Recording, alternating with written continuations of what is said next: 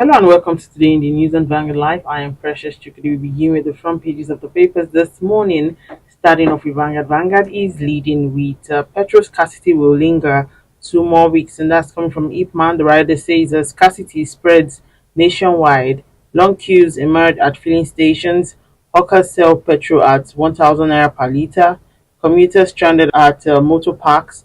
We have adequate stock, and that's coming from NMPC. Scarcity hurting business, and that's coming from transport operators. Page 19, why Naira depreciated by 23% in 4 days, and that's coming from currency dealers, analysts, and of course, we can see Lagos-Calabar Coastal Highway. Federal government begins enforcement of right of way. Zenith Bank shareholders approve transition to holdco structure. On page 26, EDO GUBER, why Orbih, Shaibu, Adjoto, others are ganging up against Obaseki. Sanwo-Olu sacks of 125 LWC redundant officials. Ondo GUBER Tiwa's campaign coordinator killed by gunmen. Lastly, on the front page of Vanguard, we remove petrol subsidy to avoid bankruptcy, and that's coming from the president. Take a look at the Guardian newspaper. The Guardian is leading with FX rates harmonization. CBN abandons unification policy, reintroduces discriminatory rates, and of course, you can see an infograph on that report. Mixed reaction trails UK Rwanda asylum operations. Gunmen killed Lucky Tiwa's campaign coordinator. Investors of 15 listed firms to forfeit 2023 dividend.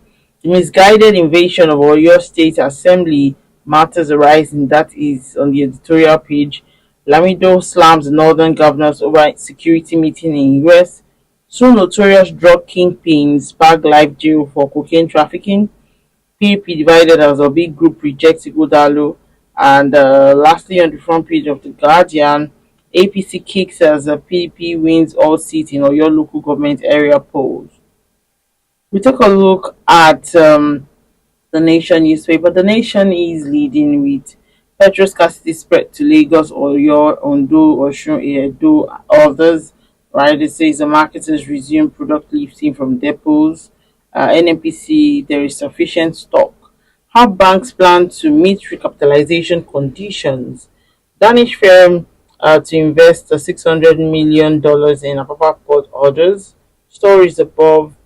Electricity crisis, Lagos, Edo, Oyo awaits next node. Bandit terrorists killed 90 policemen in 1 year. How to prevent losing men by Okiro. And moving on, still on the Nation, how ports single window policy will boost the economy.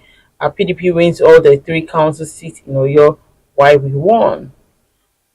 Let's take a look at the Punch newspaper. The Punch is leading with petrol scarcity. The fuel crisis worsen as depots divert the PMS to Abuja. Rider says the NNPC rations the supply to depots. Orders operators to prioritize loading to Abuja. Queues spread in Lagos, Ogun, others. Station raise pump prices as black market strives. Man accused of cement theft jumps into Lagos lagoon, dies. Police launch probe as the gunmen kill Tiwa's campaign coordinator. Abiodun orders residents evacuation after Ogun gas explosion. Stories above. Removing fuel subsidies saved Nigeria from bankruptcy, and that's coming from Tinubu. Rivers explosion. FRSC blames drivers as president. Governors mourn victims. Naira rebound to 1,275 naira to a dollar at parallel markets. Lastly, on the front page of the Punch newspaper, Adenuga at 71, Jack of all trade, master of all. And that's how we can take on the front pages of the papers. Join us after the break. We'll be right back.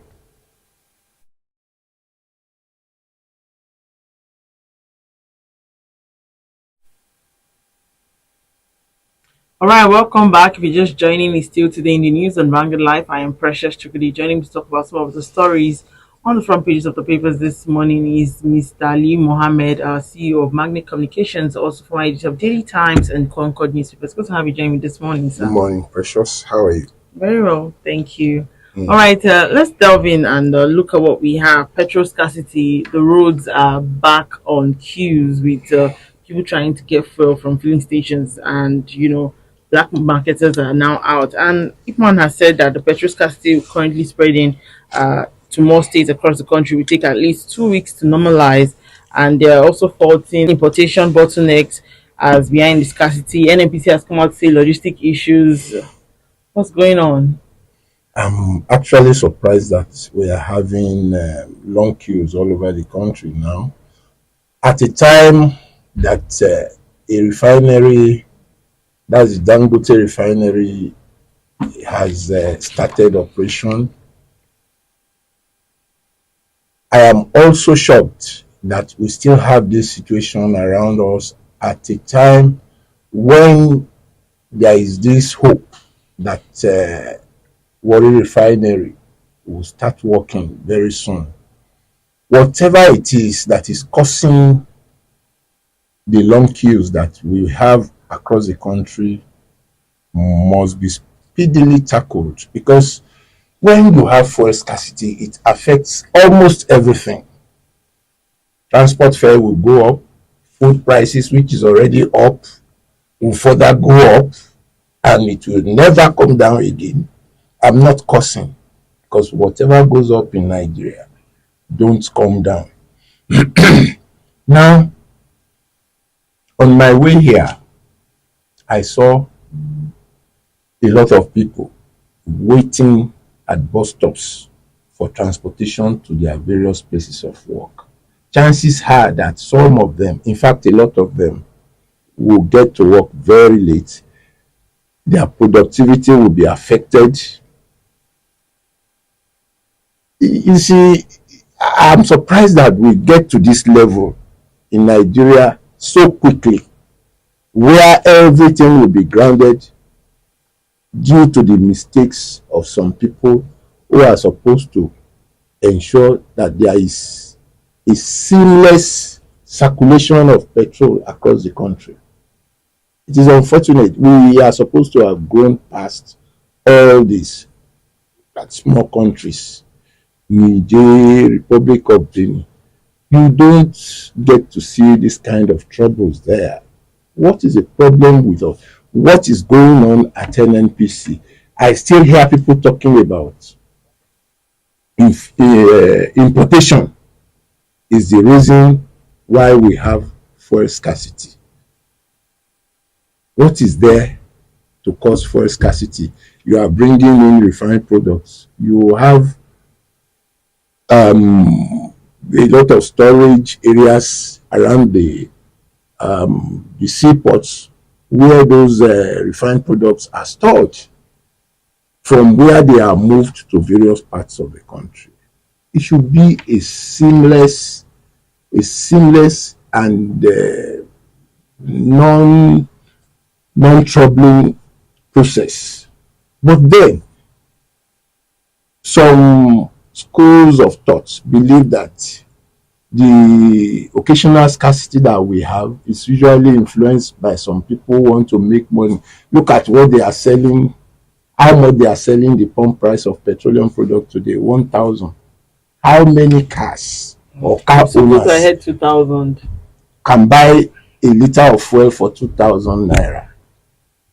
I mean, it is sickening that we get to this stage always where people will be freely extorted by some Nigerian. It is sad that you have to buy a liter of petrol for 2,000 naira in a country where there is scarcity of funds, in a country where dollar is again going up without being checked. So, is there any hope or relief for the common man in Nigeria today? That is the question that is running through my mind now. Is there any hope? Because at the end of the day, both the rich and the poor buy from the same market. Look at the cost of food now in Nigeria. That price will go up again from today or tomorrow.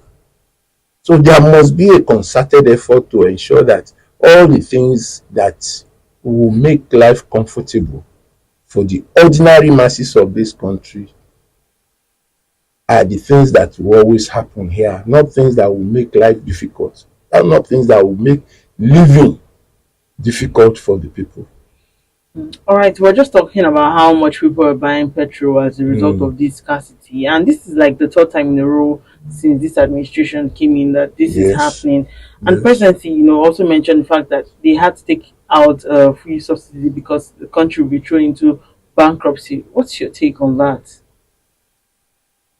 If you look at the volume of money going into subsidy, then in trillions, if it is sustained by the present administration, yes, there is every likelihood that the economy of this country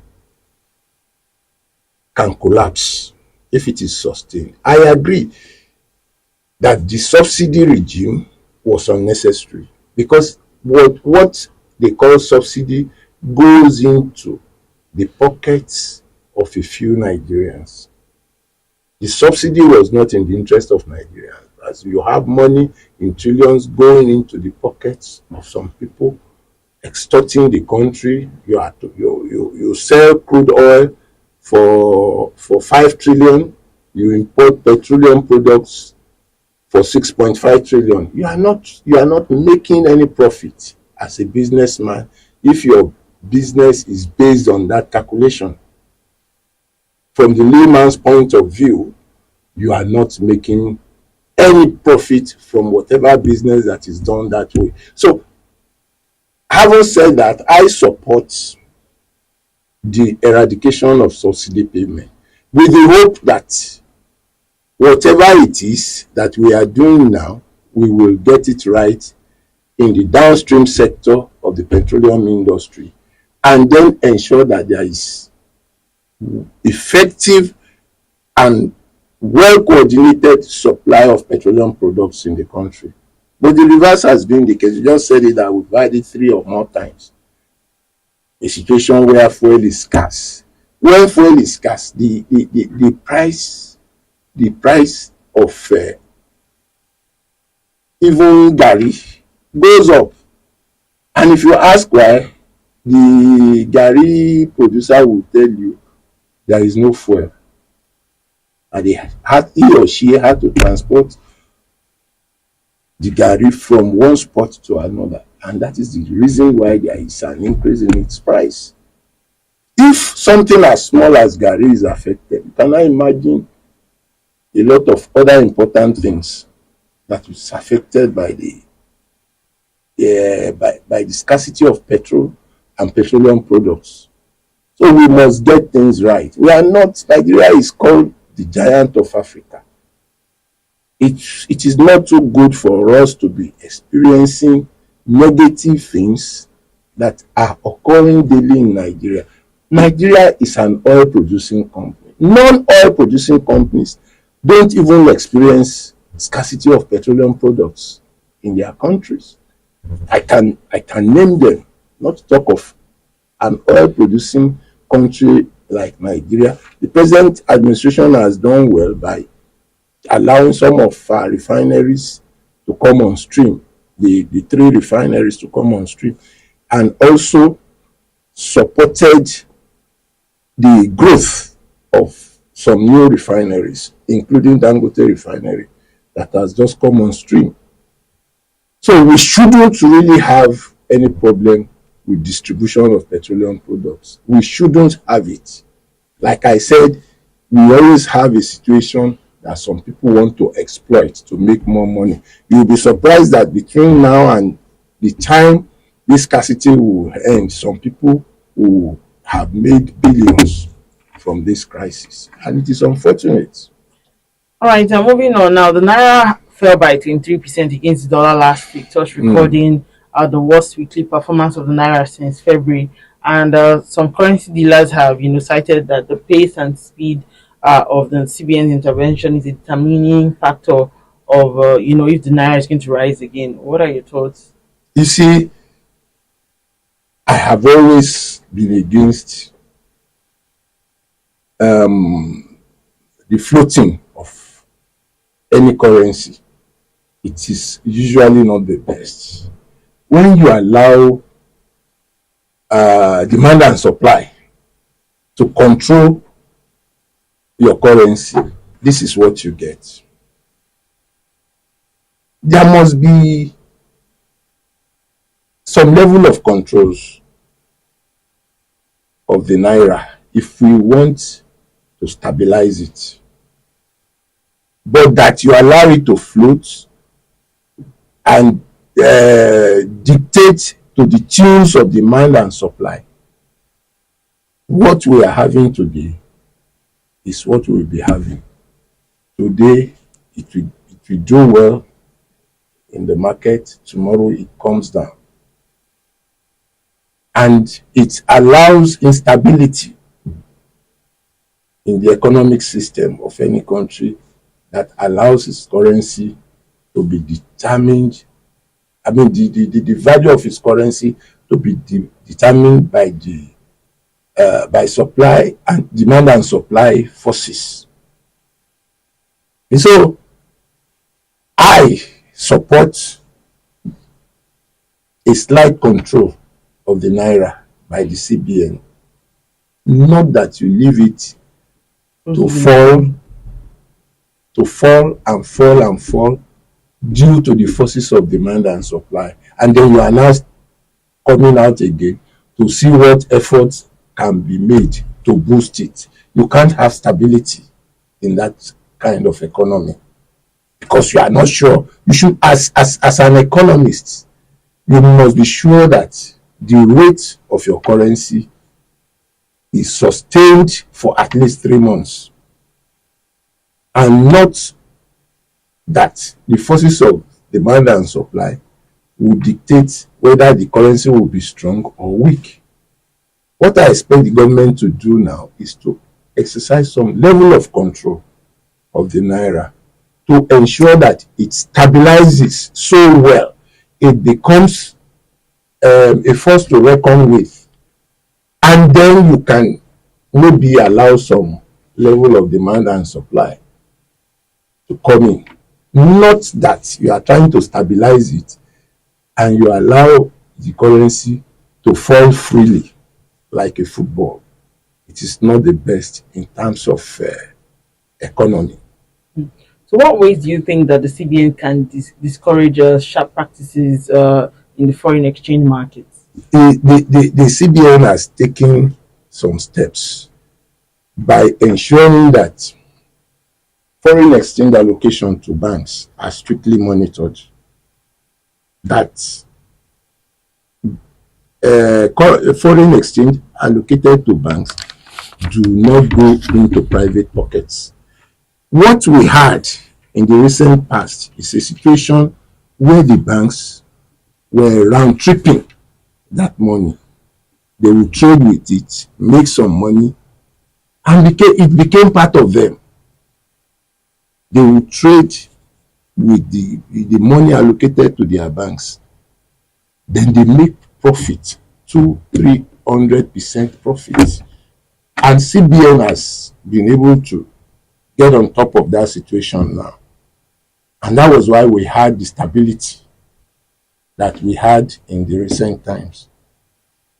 But I don't know what happened again, that the currency is falling. I hope it won't fall too badly this time.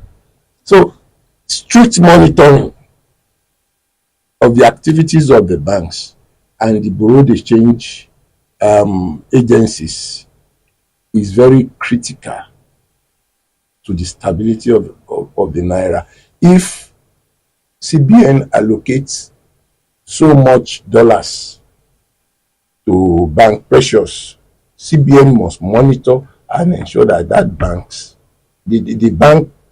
to which money are allocated spend the money judiciously, distribute it to those who request for foreign exchange, either for business or for whatever reasons, that they get that foreign exchange, and not create artificial scarcity within the banking system. So strict monitoring is important here. All right, moving on. The federal government has commenced demolition of properties affected by the right of way of the Lagos-Calabar Super Highway from the Lagos end, and of course, there's a lot of fielding questions coming from that angle. if this is the right time for them to start that project, knowing that we have other ongoing, project, dilapidated roads and all of that. What's your take on this issue? Well, after God, it is government. Oh. So whatever a government wants to do, and it says, look, I'm going ahead, there is a little, very little that you can do to stop the government from doing what it wants to do. If you have a house on the right of way and the government says the house must be demolished, there is nothing you can do for as long as the owners of these houses are compensated. I mean, we keep talking about, bringing more investors to come invest in Nigeria, and these things, and they see that this is what, might likely happen when you have investment. Take, for example, the landmark beach that, they had already consulted, even though they said they were not going to affect The part of main the, part yes, of, yes, the but I main mean, part of the the beach beach. itself is gone because, you can, and that's like one of the resource point for people who are coming to have Have you fun. been to Landmark Beach? I have. You see, the acquisition of land around it, that is what will be affected. The beach itself stands. Well, you see, in a country yearning for development, we must be able to make sacrifices. If that is what the government wants, and it's going to be one road that will link Lagos with so many states in the federation, I am in support of that construction, but the government should minimize the effects of that construction on the people, because a man that builds his house or owns a business along that area will not be happy if he loses a property in the process of getting that road constructed. Those who are to be affected by this construction must be adequately compensated, because it is the government that says we want to do this project. And like I said, after God, government is next. There is nothing you can do. But I plead that all those that will be affected by the demolition of houses, business areas should be well compensated. If the road itself have some economic advantage to the country, it is going to be the first road linking the west directly from Lagos to the east and some other parts of the country.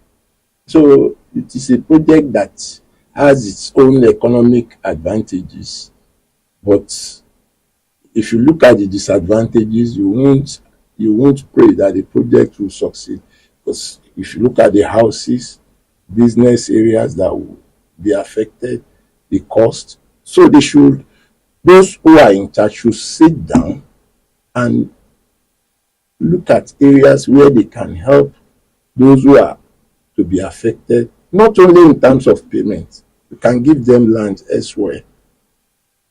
You understand what I'm saying? Not only in terms of payment.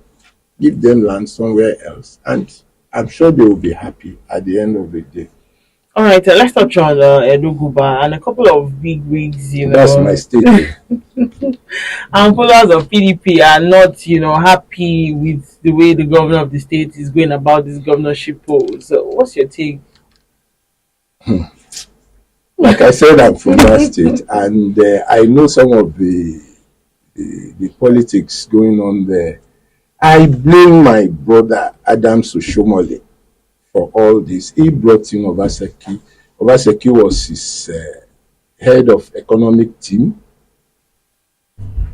and his very close friends. Some of us got to know Obaseki through Adam Soshomole. But you see, there is this a situation that is peculiar with Nigerians. Once you get to the position of power, you tend to want to use that power in a most reckless manner. And we have seen that the current governor of Edo State has evolved from the gentleman that we used to know to a tyrant in office. What, within 48 hours, you removed your deputy governor. After 24 hours, you took bulldozers there to go and destroy the security building in front of his house. That is too serious for anybody to do to somebody with whom you ran the administration of that state. See, all this combined creates tension in Edo State as at today. If you go to Edo State, you don't even know who to greet, and you won't run into trouble with the current governor. That is the situation there now. But then, people who did that in the past eventually left office. One of them is Yaya Bello. Where is he today? The man is running around dodging EFCC. If anybody has sat back some months ago that Yaya Bello will be somebody that will not be free to walk the streets, you will say no. He was the man that held Kogi in the jugular. He was the only one that could approve and make anything happen in Kogi State. Today, he is out of power and he's running the race of his life. People should sit down and think that at the end of my tenure, how do I want to interact? Because you are now powerless.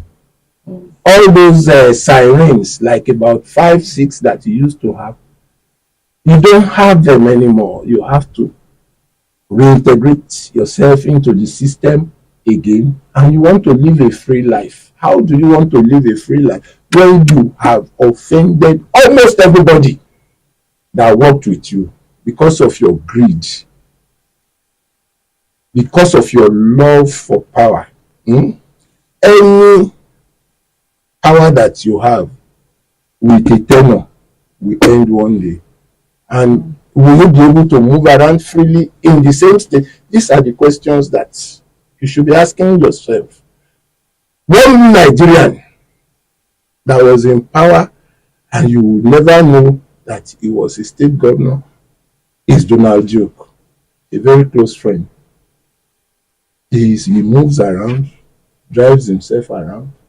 It's one person that is not afraid to move freely in Nigeria today. How many former governors can do that?